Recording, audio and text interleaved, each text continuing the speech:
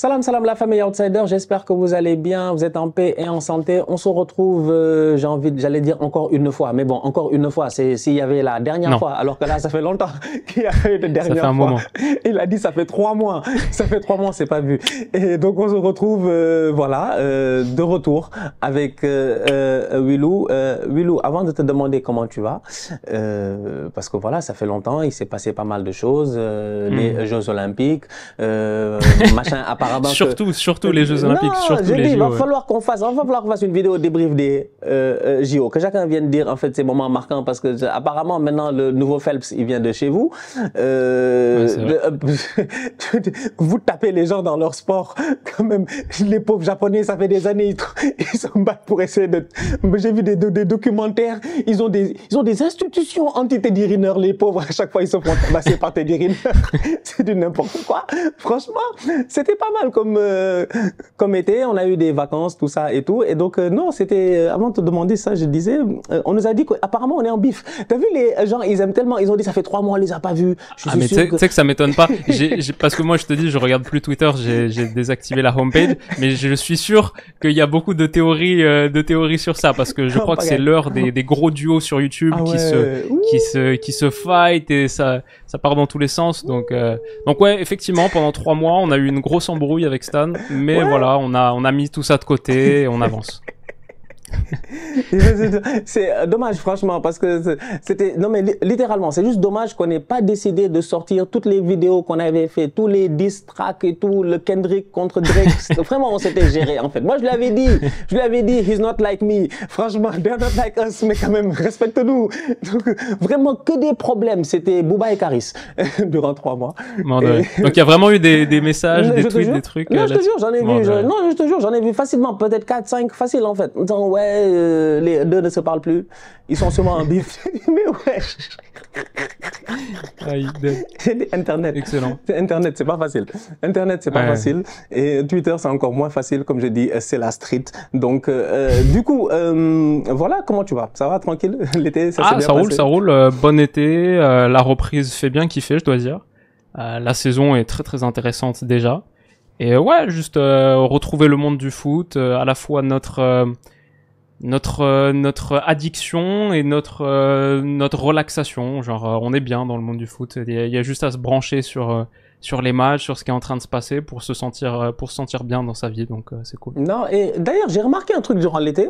Je sais Ouais. pas pour toi, est-ce que tu as bien suivi le tournoi olympique de foot ou bien tu as regardé d'un œil ou Non, t'as pas de regardé? ouf. L'équipe de France, quoi. Mais C'est ça en fait. Et j'étais comme, j'ai l'impression que j'ai du mal.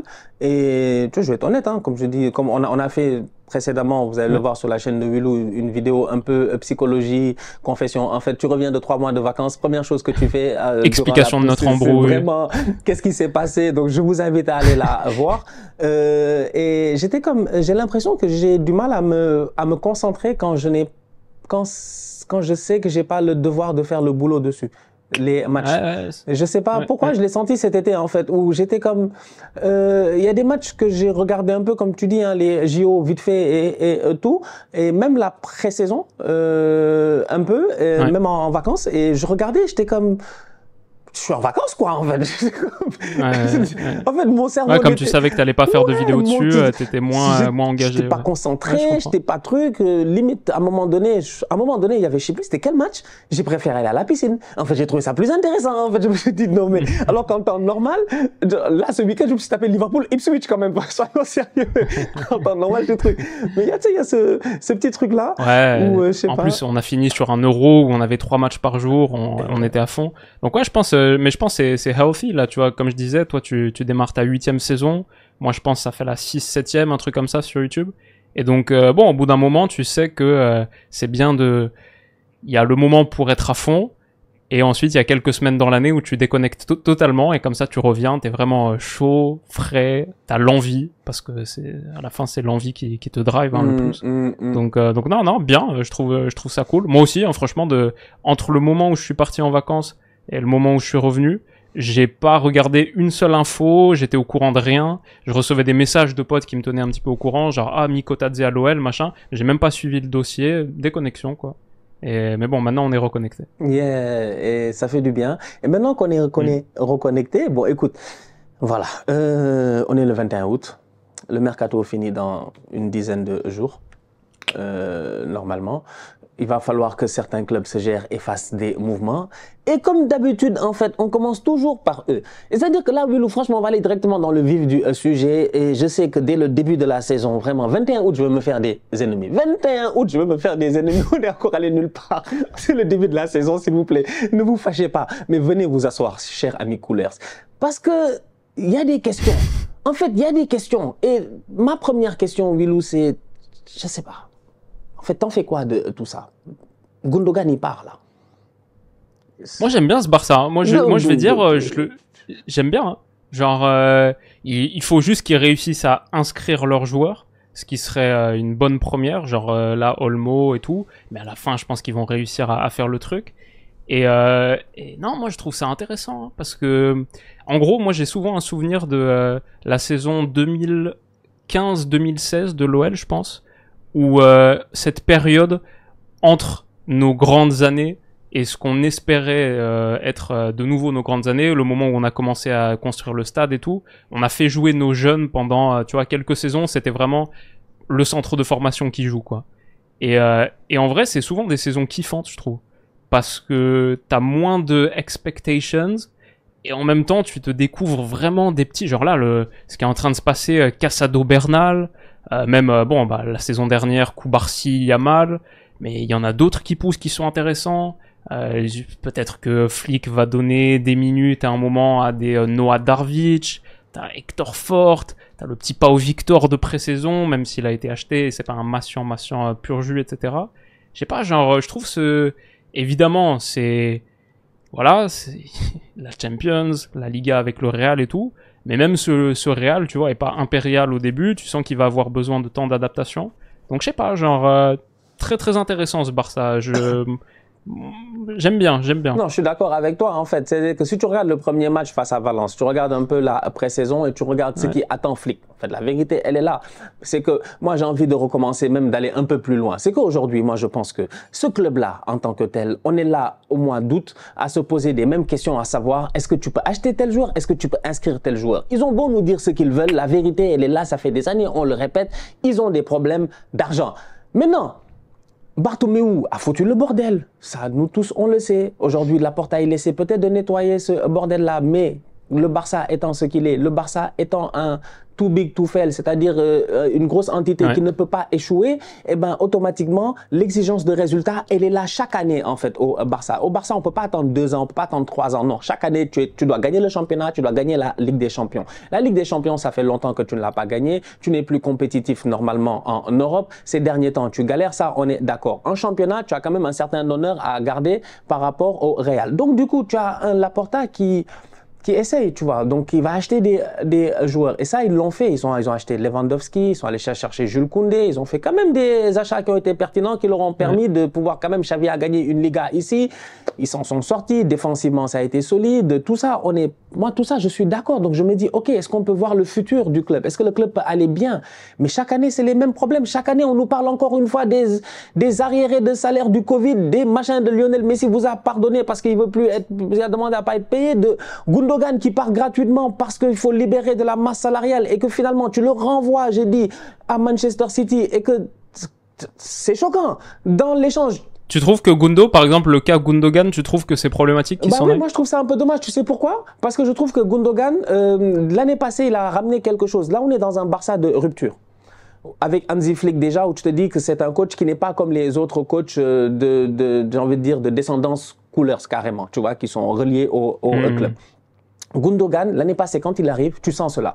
Tu sens le gars qui a de l'admiration, qui a envie de jouer pour le Barça de l'extérieur, le gars qui a fini à Manchester City, qui a gagné ses 5 premières ligues, machin, tout ça. Il a envie de vivre une nouvelle expérience. Il arrive dans un club qui, franchement, qu'on le veuille ou non, le Barça impressionne. Je pense que n'importe qui d'entre nous, on arrive, je sais pas moi, t'arrives devant le Empire State Building ou devant n'importe quel monument incroyable dans le monde, en fait, tu vois. Donc le Barça impressionne. Mais une fois que tu es à l'intérieur, tu vois des lacunes. Tu te poses certaines questions, tu te dis, qu'est-ce qui se passe? Aujourd'hui, moi, je regarde le cas de Gundogan, je me dis, on sort d'un match, je sais même plus c'était quel match, c'était pas le Classico, je sais même plus c'était quel match où Gundogan, il fait une déclaration qui est lourde en disant que le vestiaire, l'attitude, machin, tout ça. Mais c'est un gars qui a l'habitude de gagner. Donc, c'est un gars qui voit que tu es dans un club qui n'a pas cette mentalité-là en ce moment de gagne ou et tout. Donc, pour moi, Gundogan est important parce qu'il ne doit pas partir. Pourquoi? Parce qu'il peut aider. Pourquoi? Parce qu'il ramène l'expérience. Pourquoi? Parce que c'est un gagnant, parce que c'est un joueur qui peut prouver, en fait, et qui aurait pu accompagner tous ces jeunes-là dont tu me parles, les Bernal, les Casado, et puis machin, et puis truc. Mais aujourd'hui, tu as tous ces gamins-là que tu vas laisser à eux-mêmes, qui vont encore une fois, je pense, beaucoup trop jouer au courant d'une saison. Tu perds un vétéran du vestiaire qui avait vraiment à cœur, je pense, de vouloir performer à Barcelone et de réussir à Barcelone. Il va retourner à Manchester City. Nous, on est malchanceux parce que ils vont gagner encore la première ligue. Non, franchement, c'est mort. Nous tous, on le sait. On le sait. T'as vu comment ils ont bien joué leur premier match? Ces trouillards-là, ils avaient même pas Rodri. On est mort. Alors, du coup, pour mettre quelques chiffres là-dessus, c'est clair que le départ de Gundo, ça rajeunit significativement le Barça, qui déjà sur la première journée de Liga, quand on regarde tous les joueurs qui ont joué la première journée de Liga des 20 clubs, le Barça a fait jouer au total la 19e équipe la plus âgée, ou la deuxième la plus jeune. C'était 25,3 ans de moyenne d'âge. Par exemple, on a l'Atlético qui est à 29,5, genre 4 années et demie de plus. Le Real, c'est 27,4. Le Barça, 25,3. En vrai, avec le départ de Gundo, il reste que 3 trentenaires dans l'effectif du Barça. 3 trentenaires. Est-ce que tu les as? Lewandowski, Inigo Martinez, non? Ouais, c'est ça. Ouais, et l'autre, non? Et Ter Stegen, il a pas 30 ans passé. Et Ter Stegen. Et l'anglais, il a quel âge? 32. Ah non, l'anglais, c'est 28. L'anglais, il a 29. C'est vrai. Il vient d'avoir 29. Donc, c'est ça. Oui, donc 3 trentenaires, plus que 3 maintenant, avec le départ de Gundo. Mais aussi, un autre chiffre, Gundo, c'était le 3e salaire le plus élevé du Barça. Il était à quasiment 19 millions annuels. Voilà. Le 4e, c'est Ansu Fati, qui est à 14 millions annuels, mais tu vois, même entre le 3e et le 4e, il y a un gros gap. Et Ansu n'a pas joué depuis très longtemps, ça aussi. Hein, Ansu Fati, c'est un autre problème. C'est quand même un très gros souci. Mais ça m'amène, Wilou, à la question que je voulais te poser avant, ce que je voulais te poser cette semaine, c'est de savoir, donc finalement, ton Barça part sur une saison avec 2 piliers. Lewandowski et puis Marc-André Ter Stegen. C'est tout. C'est les 2 seuls gars, en fait, qui ont vraiment, tu as envie de dire, qui connaissent vraiment, on peut dire, le succès incroyable. C'est-à-dire que les autres, là, on les aime bien. Gavi, Pedri, tout ça, oui, bon, c'est vrai que si tu regardes bien, tu te dis, bon, ils ont été champions d'Europe. Bon, Pedri a été champion d'Europe. Il a fait demi-finale il y a 4 ans, il a beaucoup d'expérience et tout pour son jeune âge. Mais n'empêche, tu vois, donc tu peux rajouter à cela peut-être Frenkie de Jong, mais là revient encore un autre problème où on te dit que Frenkie, il doit partir, il veut pas partir, il doit rester, les gars lui doivent de l'argent, il reste 2 ans à son contrat. Moi, Frenkie, je pense que je l'enlèverais aussi si possible parce que 37 millions annuels, c'est de très très loin le salaire numéro 1 du Barça. En plus, il y a des années qu'ils lui ont pas payé apparemment. C'est pas juste que en fait ça te rend les choses compliquées. Donc tu fais quoi là? Tu fais quoi avec ton... C'est-à-dire qu'une fois que tout le monde est parti, ça laisse Hansi Flick dans un nouveau chantier. Est-ce que les supporters du Barça sont prêts à accepter cela? Et c'est là où moi, je viens avec un autre truc, Wilou. Peut-être que tu vas me dire, je sais pas si ça fait du sens, mais je trouve qu'il y a trop de politique dans ce club.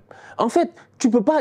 Il gère en fait, ça gère le club comme un pays. C'est vraiment comme un pays, en fait.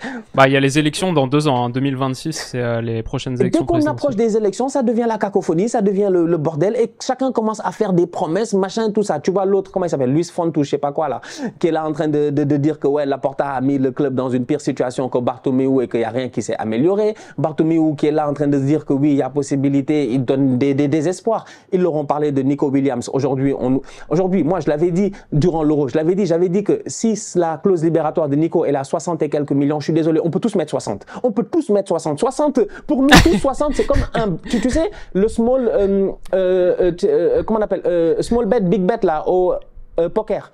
Le 60, c'est le premier bet, là, c'est le small blind, pardon. C'est le small blind. On peut tous mettre 60. Et après, Mais en fait, et après, c'est-à-dire que c'est pour ça que je dis que les supporters du Barça ne doivent pas se fâcher. Aujourd'hui, c'est pas le supporter le problème. C'est que la direction, il y a eu tellement de bordel, ils ont tellement essayé de faire de rafistola. J'ai dit, tu ne peux pas régler une inondation en mettant du thé par-ci, du thé par-là et du thé par-là. C'est pas possible. Il faut que tu casses le mur et que tu refasses. Et pour casser et refaire, il faut du temps. Mais eux, ils ne veulent pas accepter le temps. Donc ça me donne aujourd'hui un Barça qui me fait mirer Nico Williams. Peut-être que le petit a envie de venir. Mais le petit, il va aller où dans un club qui a acheté Victor Roque il n'y a même pas 6 mois et qui va le virer? Gundogan, il va être viré, machin. En fait, où est le risque? C'est risqué pour moi, franchement. C'est très risqué. Ouais, bah après, le départ de Gundo, perso, je trouve que bon an mal an, c'est pas si catastrophique que ça, parce que c'est aussi dans une position où je trouve que le Barça est plutôt bien fourni. Tu sais, genre l'idée du 3-2-5 là, qu'il pratique avec ballon, qu'il pratique aussi avec Flick. Bah en gros t'as deux intérieurs aux côtés de Lewandowski. Sur le premier match là, bizarre, les deux qu'ils ont fait jouer, c'était Rafinha et Ferran Torres, les deux en intérieur. Mais ça je pense c'est juste un truc du premier match, ça va pas être amené à être reconduit. L'idée, la vraie, c'est que dans ces deux postes d'intérieur là, t'aurais eu je pense Gundo et Pedri. Bon bah maintenant t'as pas Gundo, t'auras Gavi quand il revient. T'as Fermin Lopez, moi je suis chaud de voir plus de temps de jeu pour un Fermin Lopez qui pousse derrière. Et t'as Dani Olmo qui a été recruté. Donc tu vois, Dani Olmo, Pedri, Gavi quand il reviendra, Fermin Lopez, je sais pas ce qu'ils comptent faire de leur petit Pablo Torre par exemple, mais ils ont déjà 4, si on parle même pas de Pablo Torre, pour moi ils ont déjà 4 super intérieurs. Donc que Gundo parte, je trouve que c'est un poste où ils avaient suffisamment de matière pour assumer un gros départ comme ça. Ce que tu dis sur l'expérience et disons le leadership dans le vestiaire et tout, ouais je suis d'accord, surtout que Gundo c'est pour le coup ça c'est un super leader, vrai captain de City, le référent de Guardiola et tout. Là-dessus ouais je pense que t'as raison, c'est une perte, mais vu ce qu'il coûtait en salaire et vu le projet de ce nouveau Barça, repartir avec des jeunes qui te coûtent pas cher en salaire et qui peuvent devenir des super cracks auxquels tu donnes plus de temps de jeu, moi je trouve au moins c'est cohérent, disons, tu vois. C'est cohérent parce que pour moi l'idée c'est de développer. Là, on est sur une saison de développement. Même le Camp Nou, le nouveau Camp Nou, il est pas encore tout à fait prêt. Genre on va l'inaugurer en courant de saison, mais il sera que à 60-70% plein, etc. Pour moi, là, on est encore en train d'assainir les finances, qui d'ailleurs la masse salariale, elle a vraiment baissé. Hein. En 2019-2020, le pic du pic, elle était à 357 millions. Il y en a beaucoup qui sont partis. Hein. Léo est parti, Ousmane est parti. Là, elle est à 200 à peu près. À peu près 200 maintenant avec le départ de Gundo. Quasiment divisé par 2 depuis l'époque Covid, la grande crise, etc. Donc ça s'assainit. La Masia, ça pousse bien. Franchement, moi je suis choqué de la qualité des jeunes. Hein. Ce qu'on voit, ce qu'on n'a pas encore trop vu, mais qu'on entend pousser. Ouais, donc ça va prendre un peu de temps. Mais dans l'ensemble, moi c'est plus genre le move Dani Olmo, tu vois, j'ai une petite question là-dessus, genre pour ce qu'il a coûté, pour la position qu'il occupe, pour moi ça remplit pas vraiment ton idée. Et c'est sur les côtés, tu vois, où genre derrière Yamal, et déjà Yamal il faut limiter son temps de jeu parce que t'as pas envie de le tuer. Mais derrière Yamal, je trouve c'est un peu léger sur les côtés, tu vois, il y a Rafinha, ok, qui peut dépanner, mais sinon c'est Ferran Torres, Ansu Fati. Voilà, tu vois, genre il faut sans doute quelqu'un d'autre comme joueur de côté. Mais sinon, franchement, tu vois, genre une saison en plus pour Koubarsi, même une vraie saison sans blessure pour Baldé, par exemple. Je trouve il y a du talent quoi, dans cet effectif. Talent, franchement, donc, je pense qu'on est tous d'accord, il en manque pas. Sincèrement, du talent, il en manque pas. Et comme tu l'as dit, c'est des gamins qui sont forts en fait. Et ils l'ont montré cet été, ils l'ont montré à travers les JO, ils l'ont montré à travers l'Euro. En fait, il y a pas mal de petits Espagnols là qui sont juste incroyables. Maintenant, moi, c'est pour cela qu'au début, je disais, est-ce que les supporters du Barça, ils ont la patience? Parce que moi, quand je lis les commentaires, quand je vois en ligne, tu vois un tout petit peu les réactions des différents supporters du Barça, tu as envie de dire, ils n'ont pas de patience. Et comme je disais au début, c'est parce que ils sont trop gros pour accepter l'échec, tu vois. Donc, du coup, ils veulent des réussites maintenant. maintenant. Donc, effectivement, les autres ont recruté Mbappé, ils ont fait leur travail et tout. On va voir ce que ça va donner. Avec le Real, dans tous les cas, il faut attendre jusqu'à la fin. Avec le Real, tant que l'arbitre n'a pas sifflé la fin du match, rien n'est tout est possible. Donc, peut-être à la fin, ils font tripler à la fin de la saison. Peut-être ils font une saison à l'image de leur maillot, saison blanche. On ne sait jamais avec le Real Madrid. Tu vois. Mais n'empêche qu'au Real, je te dis, aujourd'hui, au départ, il y a plus d'assurance côté Real sur est-ce qu'ils sont capables de tenir en Liga, en Ligue des Champions et puis tout. Je regarde aujourd'hui cette équipe de flics-là et je dis, OK, est-ce que les supporters sont patients? Est-ce qu'ils sont patients de savoir que leur équipe n'est pas forcément une équipe qui, je pense, pourrait être compétitive en Champions League à certains stades de la compétition? Parce qu'à certains stades de la compétition, ça va se jouer sur l'expérience. Quand tu vas retomber sur City et que tu vas tomber sur Gundogan, Rodri, machin, Phil Foden et puis tout ça, là, tous ces tontons-là et puis ces gars, tu sais que franchement, c'est plus le talent. C'est sûr. Mais bon, en même temps, tu vois, genre, tes meilleurs joueurs, pour moi, les meilleurs joueurs du Barça, ils ont tous moins de 22, 21 ans, tu vois. Pedri, c'est 21, Koubarsi, c'est 17, Yamal, c'est 17. À toutes les lignes, t'as des teenagers. Le but, c'est pas de gagner la Champions cette saison. Tu vois, pour moi, le but, c'est avoir l'espace salarial pour réussir à négocier leur prolongation à eux, parce qu'à un moment, il va falloir les prolonger et les payer beaucoup, beaucoup plus que ce qui coûte actuellement. Tu vois, genre là, moi, je suis en train de regarder, un Lamine Yamal, c'est un des salaires les plus faibles de l'effectif pour l'instant. Le renouvellement de Yamal voilà, le renouvellement de Yamal. Là, je vois, je sais pas si les chiffres sont exactement à jour, mais je pense, tu vois, quand je disais un Gundo, ça te coûte 19 millions annuels, Yamal, annuel, c'est 1,6 million. Baldé, c'est 1,6 million. Koubarsi, c'est 4 millions. Gavi, c'est 6,8 millions. Même un Pedri, il est en dessous de 10. À un moment, tout ça, c'est des joueurs à 20 millions plus annuels. Willou, c'est là où je ramène encore. C'est pour ça que je dis, je pense que c'est assez important qu'on ait cette discussion-là et c'est bien qu'on l'ait comme ça parce qu'il faut que les gens y voient aussi. Comme tu me dis, il y a des élections dans 2 ans. Et là où vient l'aspect politique, c'est-à-dire que si tu veux te faire réélire, si tu es Laporta, qu'est-ce qui te permet d'être réélu aujourd'hui? Ok, il faut un club avec des finances saines, ça c'est une chose. Mais d'un autre côté, il faudrait que tu aies des top recrues. Il faut que tu gagnes des titres en fait. Il faut que tu sois compétitif. Et pour l'être, il faut que, entre guillemets, tu t'endettes en fait. Il faut que tu fasse rêver le Nico Williams, le Raphaël Leao. On nous parle de Leao 90 millions. J'ai dit, mais ils sont malades en fait. Il y a des supporters du Barça, ils partagent l'info. J'ai dit, vous. Avec Chiesa, j'entends aussi peut-être Chiesa, réussir c'est à peut-être faire faisable Chiesa. parce que je pense qu'il coûte pas trop cher et tout. En plus, c'est un très bon joueur. Les gens ont oublié Prime Chiesa 2021 là, à l'Euro, il était trop fort. Mais Chiesa encore, c'est faisable. Mais tu as besoin de pouvoir te faire réélire, de pouvoir avoir vraiment d'amener un programme en disant, ok, moi j'ai fait ça, on a recruté tel, on a gagné tel. Et c'est ça qui crée un peu, je pense, le problème, c'est que ils veulent guérir, mais ils sont trop pressés pour la guérison. Tu vois un peu ce que je veux dire? À cause de cette influence-là, à cause du fait que Laporta, Deco, ils sont obligés de venir quand même, franchement. Il y a une certaine honnêteté. Donc toi, tu ferais aucun ailier, tu recruterais pas un gros ailier comme un Nico Williams à 60 possible, définitivement, faut le faire. Mais d'un autre côté, financièrement, quand on me dit que le stade qui va être reconstruit leur coûte une dette de 1,5 milliard qu'ils vont devoir rembourser, éventuellement, il va bien falloir le rembourser, cette dette-là, tu vois. Nous, Arsenal, on a remboursé le stade pendant 10-15 ans. Wenger ne pouvait acheter personne, tu vois. Donc, qu'aujourd'hui, on me dise que en termes de levier financier qu'ils avaient levé à gauche et à droite, ils avaient récupéré de l'argent, ils doivent dépenser et rembourser certains créanciers. Donc, près de 40 millions par année pour des droits télé aux États-Unis. En fait, je regarde ça et je me dis, mais d'un point de vue... Mais du coup, c'est pour ça, pour moi, c'est pour ça que c'est très bien de miser là sur le centre de formation comme ils sont en train de le faire. Parce que c'est comme ça que tu fais le max d'argent. C'est comme ça que tu ressors de... Tu vois, c'est comme ça que tu rembourses ton stade. Ouais. C'est avec des gars qui t'ont coûté tout à fait rien, ou à part les frais de formation, et que tu vas revendre 100, 150 millions si jamais ils le revendent. Là où je mettrais une petite astérisque entre guillemets, ce qui m'intéresse beaucoup avec le Barça, c'est que c'est à la fois le meilleur club formateur d'Europe, certainement en ce moment, et même historiquement, et en même temps, c'est très très dur pour eux de faire avaler la pilule aux supporters, de vendre des joueurs qu'ils ont formés. Tu sais, il y a toujours un petit truc avec le fait de vendre un gars de la Masia, surtout si c'est un bon joueur, tu vois. Si c'est, genre là, on parle de, à un moment, je pense que Yamal, Koubarsi, même c'est déjà le cas sans doute de gars comme Pedri, Gavi pas loin et tout, c'est des valorisations à plus de 150, tu vois, genre, peut-être pas tous exactement, mais bon, tu m'as compris, on est sur des joueurs à 9 chiffres, aujourd'hui. Voilà, on est sur des joueurs à 9 chiffres. Et ils seront difficiles à vendre, je pense, aux yeux des supporters.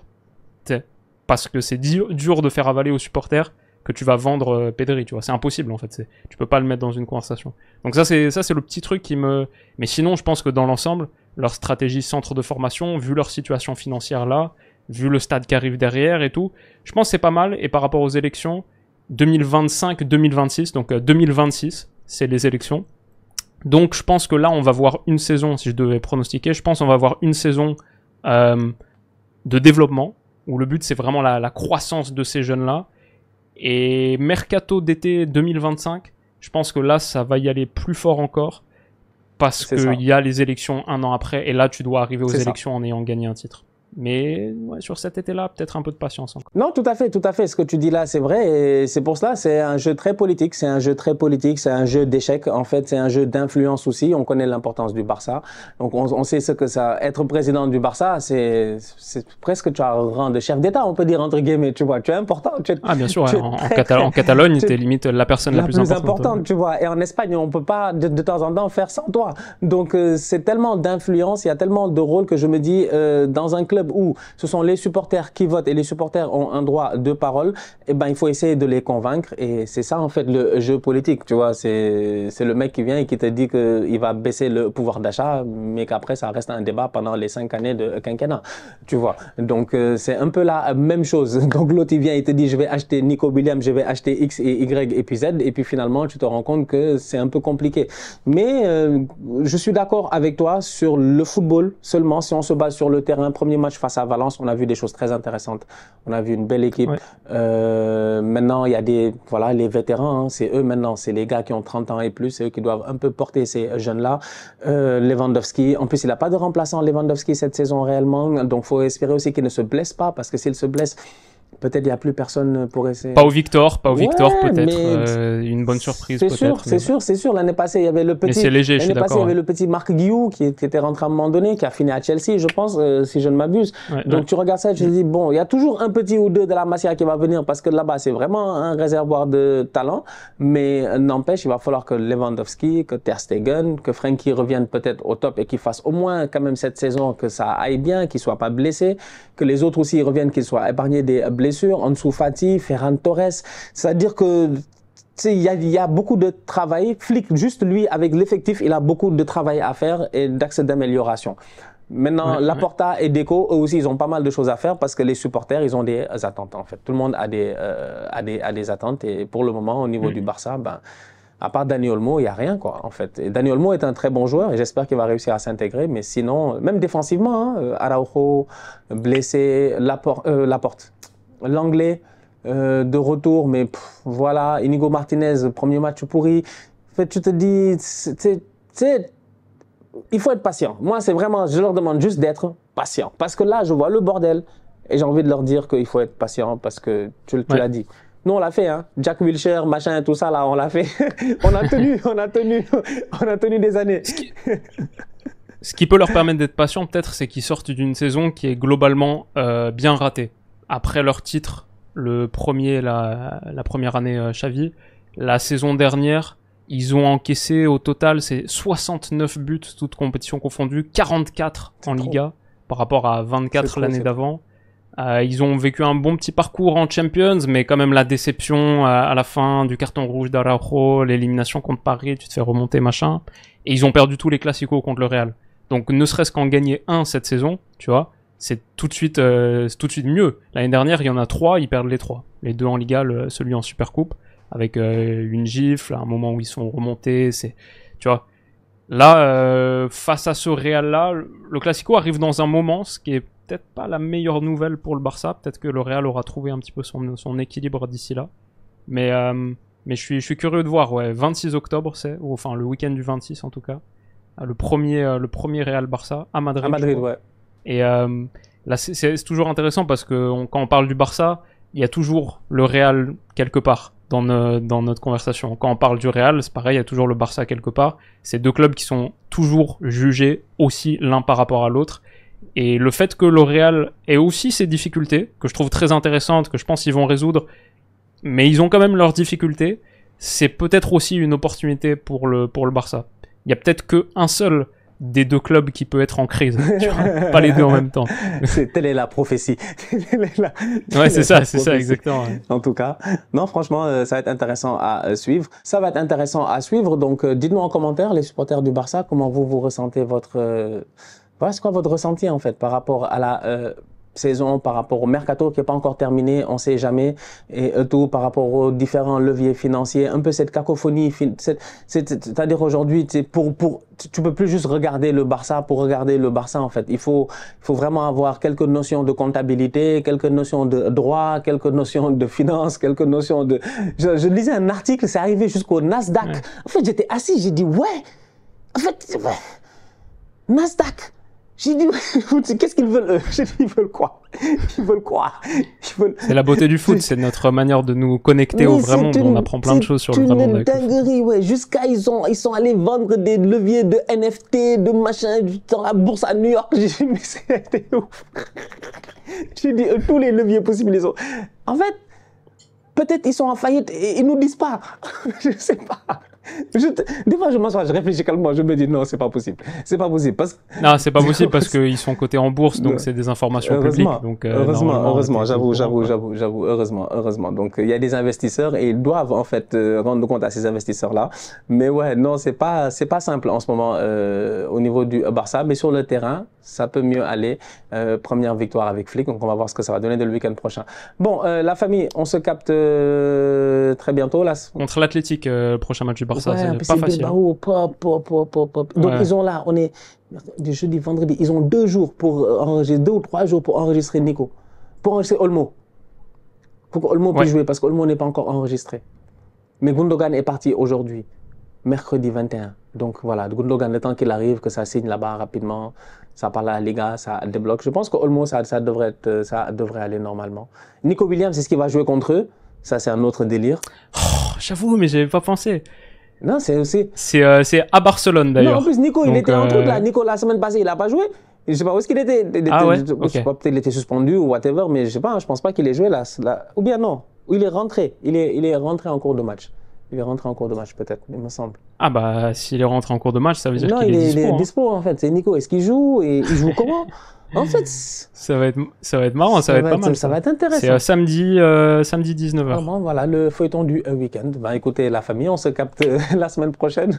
On reviendra peut-être là-dessus. Non, il est rentré, je pense, à 20 minutes entre temps. 18 minutes. C'est ça. C'est ce que je m'étais dit, ce que j'avais vu ça rapidement là. Donc oui, ça va faire bizarre tout ça. Ça va être assez intéressant.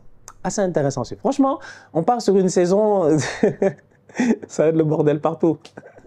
Franchement, je sens que ça va être Ouais, j'ai l'impression que les clubs sont pas encore vraiment prêts pour la reprise. Genre, tu sens qu'on est post-euro, tout le monde est encore un peu en vacances. Même les diffuseurs, tu sais, je vois tout le temps des articles genre tel championnat est pas encore diffusé dans tel pays. Bon, souvent la Ligue 1, genre tu sais, ils sont pas diffusés en Angleterre, pas diffusés en Italie, mais aussi en France. Cette semaine on diffuse pas encore la Serie A et tout. Tu sais, t'as envie de dire, allez là, on se réveille. Ça a repris là, ça reprend. Non, voilà, je te jure. Hein. Mais moi je comprends pas. Hein. C'est vrai que c'est assez étonnant. Même les mercatos, ils sont slow. Mais tout est slow. C'est ça. C'est vraiment, il y a personne qui a fait Il reste 10 jours là. Hein. Yeah, je capte pas. C'est vraiment 10 jours. Moi, jusqu'à présent, j'ai pas d'attaquant. Hein? J'ai pas de Mikel Merino. J'ai pas de Isaac. Je suis là. J'attends seulement. On vit dans le Gabriel Jesus et les Nketiah.